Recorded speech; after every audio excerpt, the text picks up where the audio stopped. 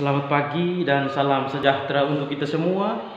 Yang terhormat Kepala Sekolah SD Nau, yang terhormat Dewan Guru SD Nau, guru-guru yang hebat. Patut kita bersyukur kehadiran Tuhan yang Maha Kuasa, karena hanya atas berkat dan ridhonya pada pagi hari ini kita boleh berkumpul di tempat ini dalam rangka saya akan mensosialisasikan destinasi budaya positif.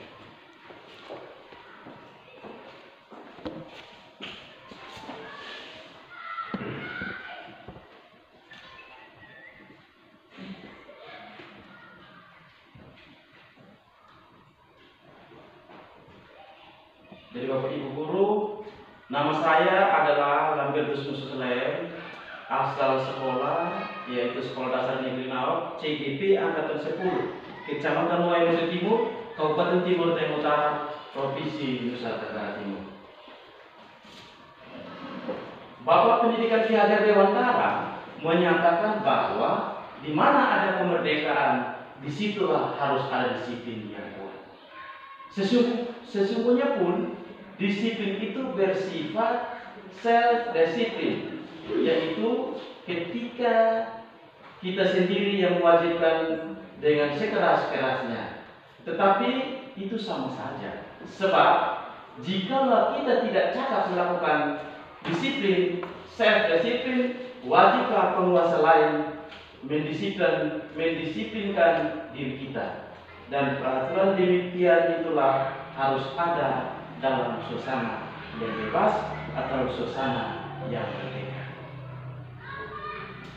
Ki Hajar Dewantara menyatakan bahwa untuk mencapai kemerdekaan atau dalam konteks pendidikan kita saat ini, untuk menciptakan murid yang merdeka, syarat utamanya adalah harus ada disiplin yang kuat.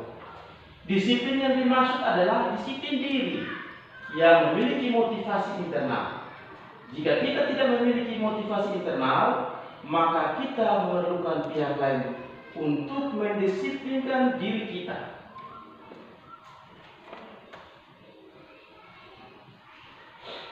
Pemikiran Ki Hajar Dewantara ini sejalan dengan pandangan seorang ahli namanya Dan Gosen. Dalam bukunya Restoring School Discipline tahun 2001. Seorang ahli ini dia menyatakan bahwa arti dari kata disiplin berasal dari bahasa Latin. Disiplin yang artinya belajar. Disiplin positif artinya bagaimana cara kita sebagai seorang guru mengontrol diri dan bagaimana menguasai diri untuk memilih tindakan yang mengacu pada nilai-nilai yang kita hargai agar tercapai tujuan mulia yang diinginkan oleh kita bersama. Di dalam pelaksanaan ada nilai-nilai kebajikan. Yang pertama, profil Pancasila. Profil Pancasila yang pertama, nilai beriman, bertakwa kepada Tuhan dan Tuhan Yang Maha Esa dan berakhlak mulia. Yang kedua, mandiri. Yang ketiga, harus memiliki bernalar kritis, berbinekaan global, bergotong royong, dan harus memiliki kreatif. Proyek nilai kebajikan. Yang pertama, peduli, rajin, punya integritas, dan punya rasa hormat. Peduli, keterusterangan atau jujur, kebersihan, komitmen, belas kasih, percaya diri, belas kasih, bertujuan, tegang rasa, dan harus memiliki sikap gotong royong. Rajin, kita harus punya keberanian, kesantunan, kreatif, semangat, kejujuran, dermawan, harga diri, dan punya rasa rendah hati.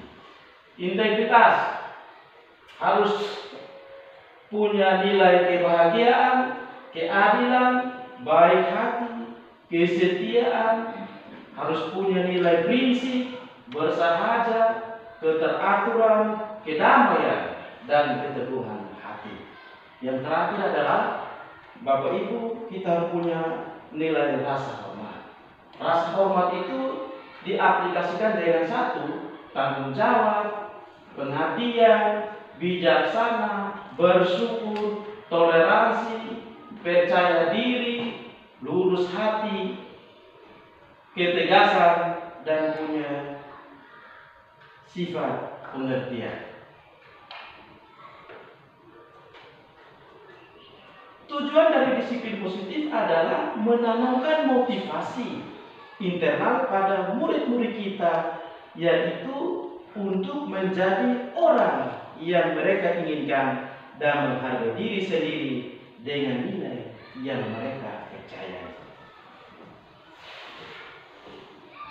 Seorang ahli yang tadi saya sudah sebutkan dari dosen ini dalam bukunya Restaurant Training School Discipline menyatakan ada 3 motivasi perilaku manusia yang wajib dimiliki oleh setiap orang.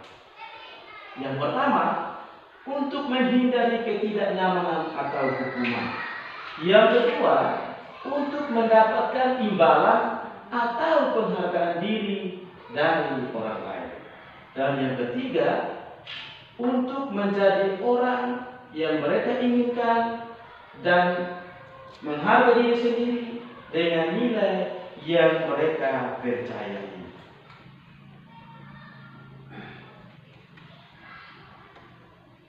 Ketika seorang murid melakukan suatu perbuatan yang bertentangan dengan nilai-nilai kebajikan atau melanggar peraturan, hal itu sebenarnya dikarenakan mereka gagal memenuhi kebutuhan dasar mereka sebagai seorang manusia. Kebutuhan dasar manusia itu ada 5. Yang pertama, kebutuhan bertahan hidup, kebutuhan rasa kasih sayang dan diterima, kebutuhan kebebasan. Setiap orang harus bebas untuk melakukan sesuatu, tetapi dalam melakukan kebebasan itu harus memegang prinsip bertanggung jawab. Penguasaan dan kebutuhan yang kelima sebagai manusia adalah kesenangan. Dalam melakukan sesuatu harus melakukan dengan kesenangan. Hukum konsekuensi restitusi.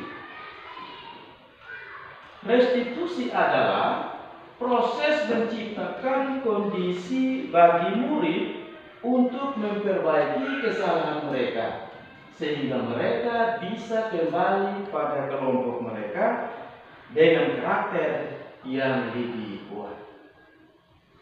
Di dalam melakukannya ada 2. Yang pertama, identitas gagal dan identitas sukses. Identitas gagal itu berhubungan dengan hukuman. Identitas sukses itu berhubungan dengan disiplin. Disiplin itu memiliki 2 konsekuensi. Satu adalah konsekuensi dan yang kedua adalah restitusi. Hukuman, sesuatu yang menyakitkan harus terjadi, itu disebut hukuman. Yang kedua, tidak nyaman untuk seorang murid atau anak dalam jangka waktu yang panjang, itu adalah hukuman. Korban mendapatkan keadilan, itu juga adalah hukuman. Murid atau anak akan tersakiti.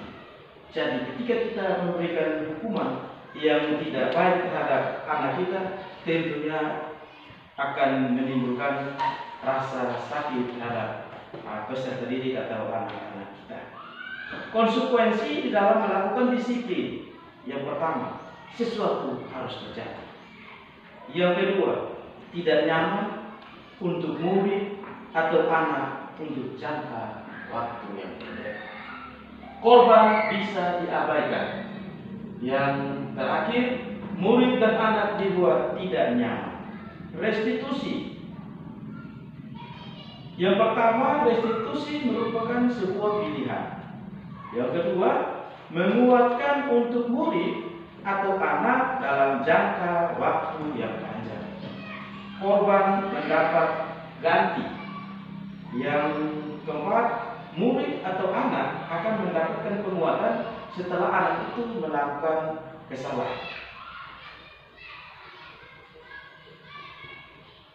Hukuman ada lagi, yaitu perilaku pasif atau agresif meningkat. Sistem tidak akan berjalan bila murid tidak takut. Berlaku hanya pada sebuah institusi, tidak berlaku pada kehidupan yang nyata.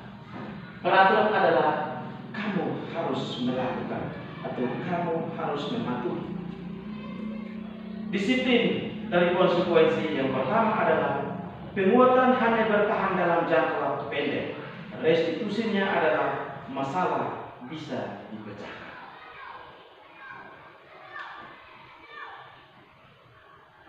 Ada 5 posisi kontrol kita sebagai seorang guru di dalam menangani anak-anak kita ketika anak-anak kita melakukan sebuah kesalahan atau melakukan kesalahan.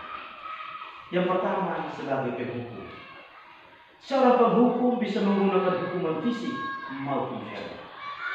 Orang-orang yang menjalankan posisi penghukum senantiasa mengatakan bahwa sekolah memerlukan sistem atau alat yang dapat lebih menekan murid-murid agar menerapkan posisi penghukum. Guru akan berkata, patuhi aturan saya, atau awas, kamu selalu salah. Atau guru akan berkata lagi, selalu pasti, selalu yang terakhir selesai. Guru seperti ini senantiasa percaya bahwa ada satu cara agar pembelajaran bisa berhasil dengan cara guru sendiri. Posisi kontrol guru yang kedua adalah membuat merasa bersama. Pada posisi ini, biasanya guru akan bersuara lebih lembut. Suaranya biasanya lebih lembut kepada anak-anak jika anak-anak itu melakukan sebuah kesalahan, entah itu di luar kelas atau selama proses berlangsungnya KBR. Pada posisi ini biasanya guru akan bersuara lembut. Pembuat rasa bersama akan menggunakan keheningan yang membuat orang lain merasa tidak nyaman, bersalah atau rendah diri. Kata-kata yang keluar dengan lembut akan seperti ini. Ibu atau bapak sangat kecewa sekali dengan kamu. Atau yang lain lagi, berapa kali bapak atau ibu harus memberitahu kamu ya jika kesalahan itu dilakukan bukan hanya satu kali, tapi berulang-ulang dan pada kesalahan yang sama. Atau coba kalau orang tua kamu tahu kamu berbuat begini, pasti apa perasaannya? Di posisi ini, murid akan memiliki penilaian diri yang buruk tentang diri mereka. Murid merasa tidak berharga dan mengecewakan orang-orang yang disayang. Jadi bapak ibu guru, ketika kita melakukan sesuatu, kita harus berpikir apalagi kepada orang yang sungguh sangat kita sayang. Guru sebagai posisi teman. Guru pada posisi ini tidak akan menyakiti murid. Guru tidak akan segampang memberikan hukuman kepada murid karena guru mengambil posisi sebagai kawan atau sebagai teman. Namun akan tetap berupaya mengontrol muridnya melalui persuasi. Posisi teman pada guru bisa negatif ataupun positif. Positif di sini berupa hubungan yang baik yang terjadi antara guru dan murid. Guru di posisi teman menggunakan hubungan baik dan humor untuk mempengaruhi seorang. Maka mereka akan berkata, ayo bantulah, ini demi bapak ya, atau ayo bantulah, ini demi ibu ya. Ya sudah kalian, ya sudah kali ini tidak apa-apa, nanti ibu yang akan bereskan, atau nanti bapak yang akan bereskan. Hal negatif dari posisi teman adalah bila suatu guru tersebut tidak membantu, maka murid akan kecewa dan murid akan berkata, saya pikir bapak atau ibu ini adalah teman saya. Murid merasa dikecewakan dan tidak mau lagi berusaha.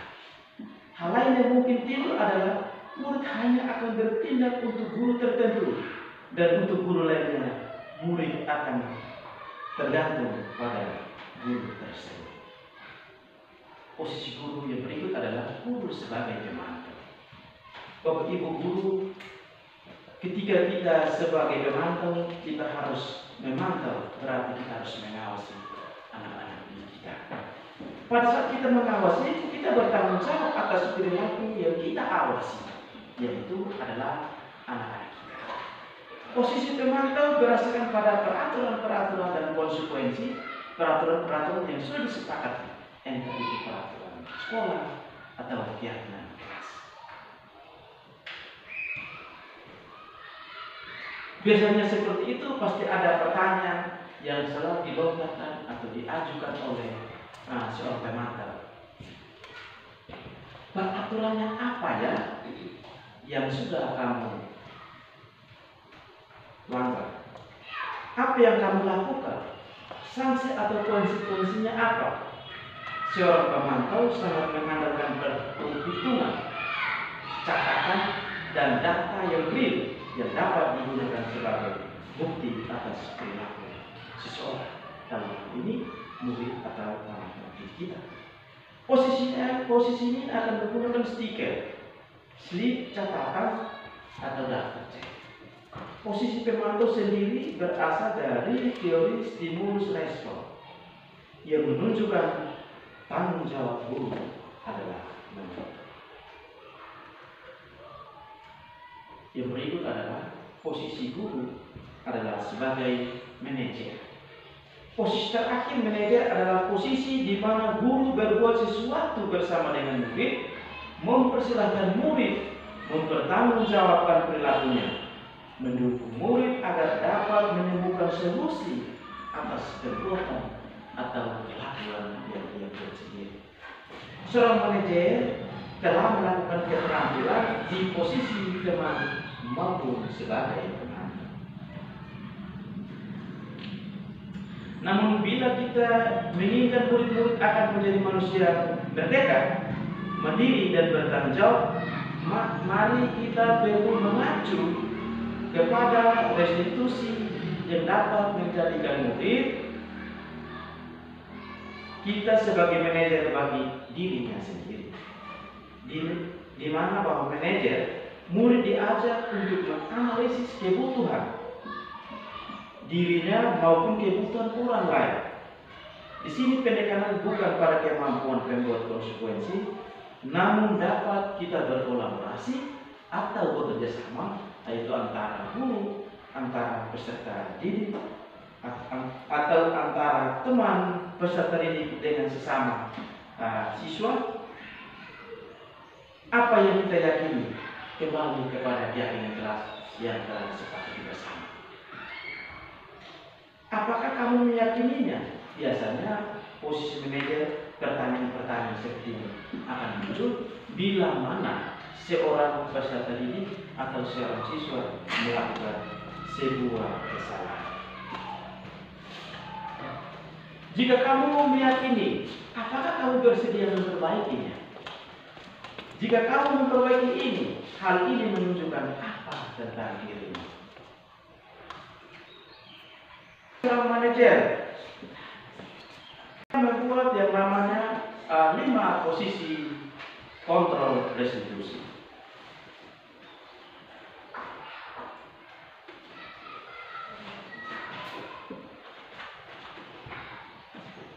Kontrol restitusi.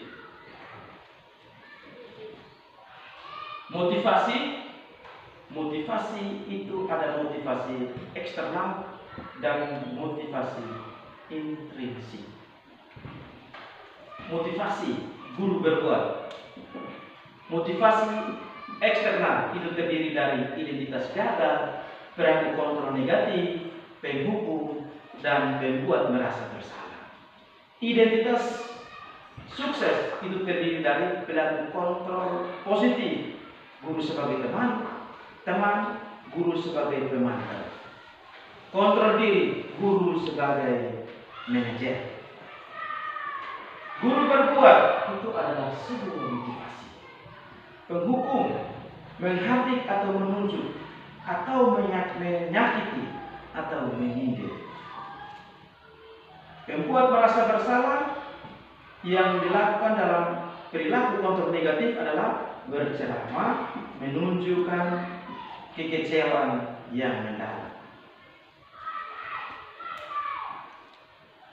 Di dalam pelaksanaannya ada 3 restitusi. Yang pertama, menstabilkan identitas, memvalidasi tindakan yang salah, dan menanyakan keyakinan.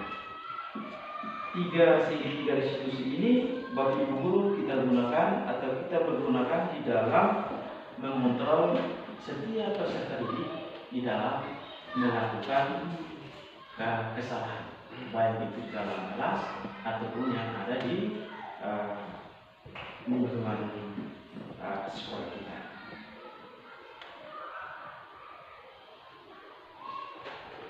Menstabilkan identitas. Jadi 3 restitusi yang pertama adalah menstabilkan identitas.